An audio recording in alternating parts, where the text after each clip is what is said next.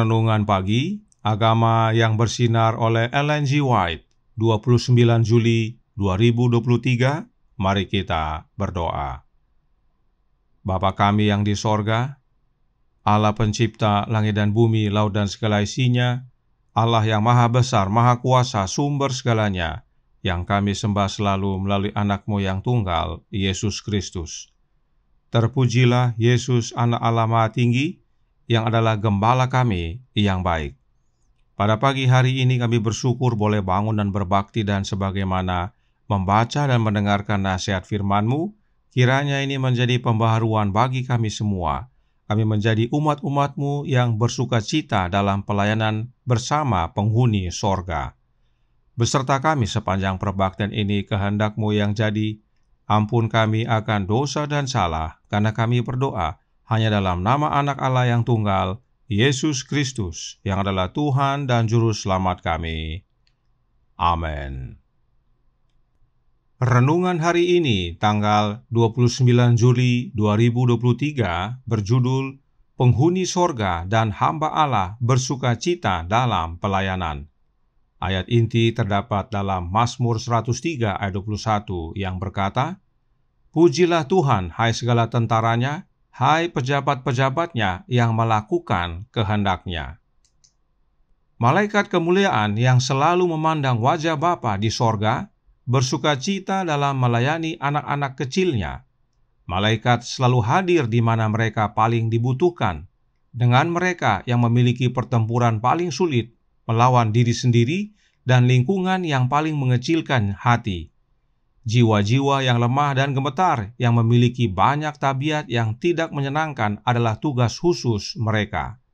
Apa yang akan dianggap oleh hati yang mementingkan diri sebagai pelayanan yang merendahkan, melayani kepada mereka yang malang dan dalam segala hal memiliki karakter yang rendah, adalah pekerjaan makhluk yang murni dan tidak berdosa dari istana di atas. Dikutip dari The Ministry of Healing halaman 105. Kita harus menjadi pekerja bersama para malaikat sorgawi untuk memperkenalkan Yesus kepada dunia. Dengan keinginan yang hampir tidak sabar, para malaikat menunggu kerjasama kita, karena manusia harus menjadi saluran untuk berkomunikasi dengan manusia. Dan ketika kita memberikan diri kita kepada Kristus dalam pengabdian sepenuh hati, para malaikat bersuka cita bahwa mereka dapat berbicara melalui suara kita untuk menyatakan kasih Allah. Diambil dari The Desire of Ages, halaman 297. Apakah tidak ada sesuatu yang merangsang dan mengilhami pemikiran ini? Bahwa agen manusia berdiri sebagai alat yang terlihat untuk menganugerahkan berkat-berkat agen malaikat? Karena kita adalah pekerja bersama-sama dengan Allah, pekerjaan itu mengandung prasasti ilahi. Pengetahuan dan aktivitas para pekerja sorgawi dipersatukan dengan pengetahuan dan kuasa yang diberikan kepada agen-agen manusia, membawa kelegaan bagi yang tertindas dan tertekan. Tindakan pelayanan kita yang tidak mementingkan diri membuat kita mengambil bagian dalam kesuksesan yang dihasilkan dari pertolongan yang ditawarkan. Betapa senangnya sorga melihat pengaruh dari perpaduan ini.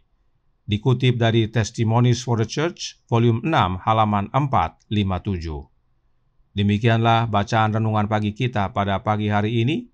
Terima kasih dan Tuhan Yesus memberkati. Selamat pagi saudaraku dalam Tuhan. Selamat Sabat. Renungan hari ini dengan jelas menyatakan dalam Radiant Religion halaman 212 paragraf 3 berbunyi, kita harus menjadi pekerja bersama para malaikat sorgawi dalam memperkenalkan Yesus kepada dunia. Dikatakan kita harus, artinya tidak ada pilihan lain. Kita harus perkenalkan Kristus kepada dunia. Nah, siapakah kita yang Roh Nubuat maksudkan? Kita yang dimaksudkan adalah jemaat Kristus, umat-umatnya. Roh Nubuat berkata dalam The Desire of Ages halaman 291 paragraf 3 berkata, Kristus memanggil murid-muridnya agar menjadi saksi-saksi baginya, memberitahukan kepada dunia apa yang mereka lihat dan dengar daripadanya. Tugas mereka adalah yang paling penting yang pernah diberikan kepada manusia, dan yang kedua setelah Kristus sendiri. Mereka bekerja sama dengan Allah untuk menyelamatkan dunia ini. Kristus tidak memanggil para malaikat kudus yang tidak pernah jatuh, tetapi memanggil manusia yang penuh kekurangan.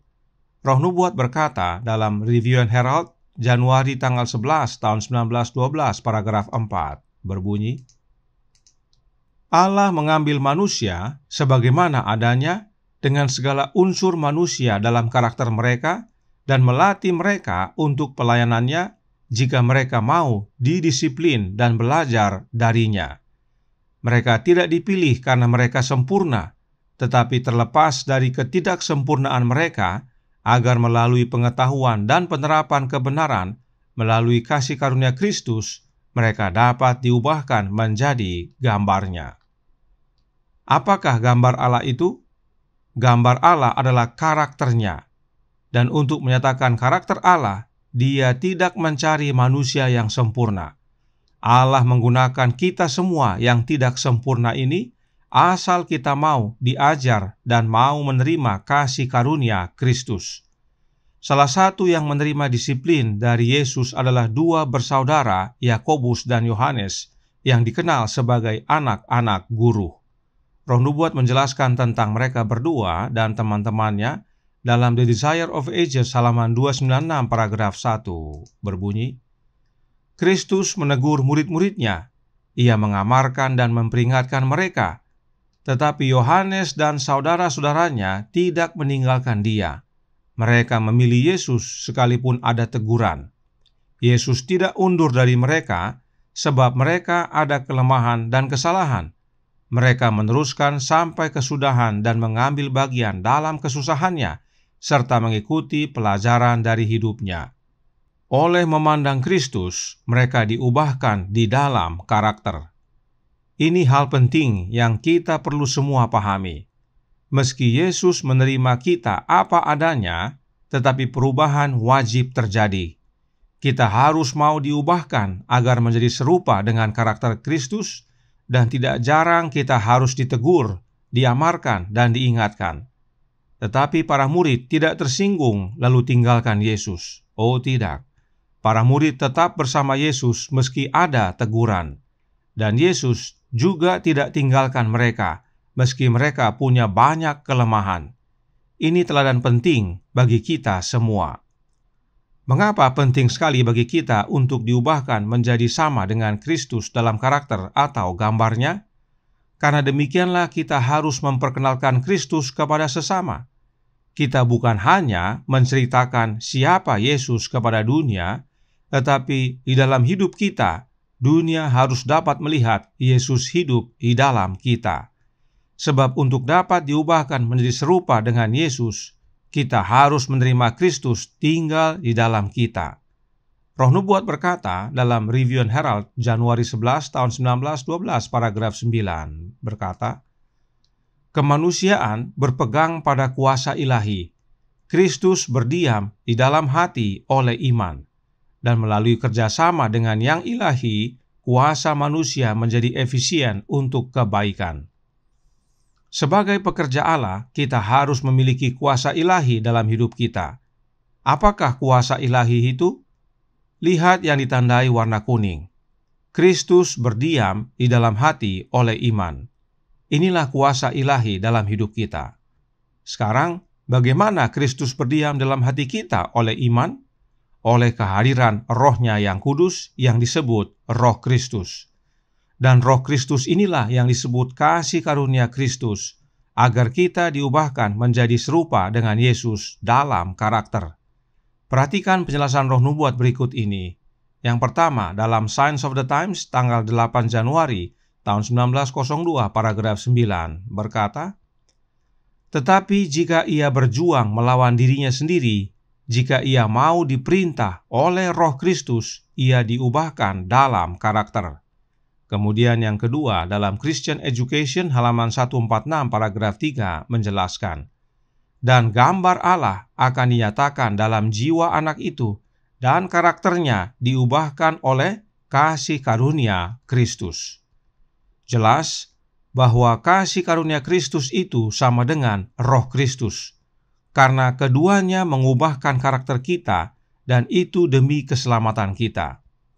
Inilah yang harus kita miliki dalam hidup kita, agar gambar Kristus, yaitu karakternya, nyata dalam hidup kita, dan itulah yang kita nyatakan kepada dunia. Kita perkenalkan Yesus kepada dunia oleh kehidupan kita. Lalu, bagaimana dengan peran malaikat? Perhatikan penjelasan Roh Nubuat berikut ini dalam A Call to Stand Apart halaman 102 paragraf pertama. Malaikat dapat berbicara melalui suara Anda dan bekerja melalui tangan Anda. Saat Anda bekerja sama dengan makhluk-makhluk surgawi ini, Anda menerima manfaat dari pendidikan dan pengalaman mereka. Inilah peranan penting malaikat bagi kita, dan ini penting sekali kita pahami, sebab sering kita memikirkan cara-cara menurut apa yang tersedia di dunia ini, seperti contohnya teknologi informasi. Hal itu tidak salah, dan kita perlu gunakan untuk kabarkan kebenaran ke seluruh dunia. Tetapi bukan itu yang terutama. Yang terutama adalah memiliki Kristus tinggal dalam hati kita oleh iman, dan kemudian bekerja sama dengan para malaikatnya yang dapat menggunakan suara kita, tangan kita, dan bahkan termasuk teknologi yang tersedia untuk memperkenalkan Yesus kepada dunia melalui pekabaran dan kehidupan kita. Kiranya kebenaran ini menjadi pembaruan bagi kita semua, serta menjadi sukacita, agar kita bekerja bersama penghuni sorga dalam memperkenalkan Kristus kepada dunia. Tuhan memberkati, saya bawa dalam nama Yesus. Amin. Mari kita berdoa. Bapa kami yang di sorga, Allah pencipta langit dan bumi, laut dan segala isinya, Allah yang maha besar, maha kuasa, sumber segalanya, yang kami sembah selalu melalui anak-Mu yang tunggal, Yesus Kristus. Terima kasih atas nasihat yang indah dan menguatkan pada pagi hari ini, bahwa kami harus memperkenalkan Kristus kepada dunia, dan kami perlu kasih karunia Kristus yang adalah Roh-Nya, dan kami juga perlu bekerja sama dengan para malaikat dalam menyatakan Kristus kepada sesama. Sebab para malaikat dapat bekerja melalui suara kami dan perbuatan kami, dan teristimewa menggunakan juga semua yang tersedia di dunia ini, seperti teknologi untuk menyatakan Kristus kepada dunia. Karenanya tolong kami ya Bapa, curahkan roh anak-Mu dalam hati ini, sebab hanya oleh kehadiran Kristus dalam hidup ini, maka kami dapat bekerja sama dengan para malaikat. Dan kiranya kami mau digunakan melalui suara, melalui perbuatan, melalui fasilitas, untuk menyatakan Kristus kepada dunia menurut pendidikan dan pengalaman para malaikat, sehingga nantinya banyak jiwa boleh kembali kepada Kristus dan bertobat. beserta kami sepanjang hari ini kehendak-Mu yang jadi.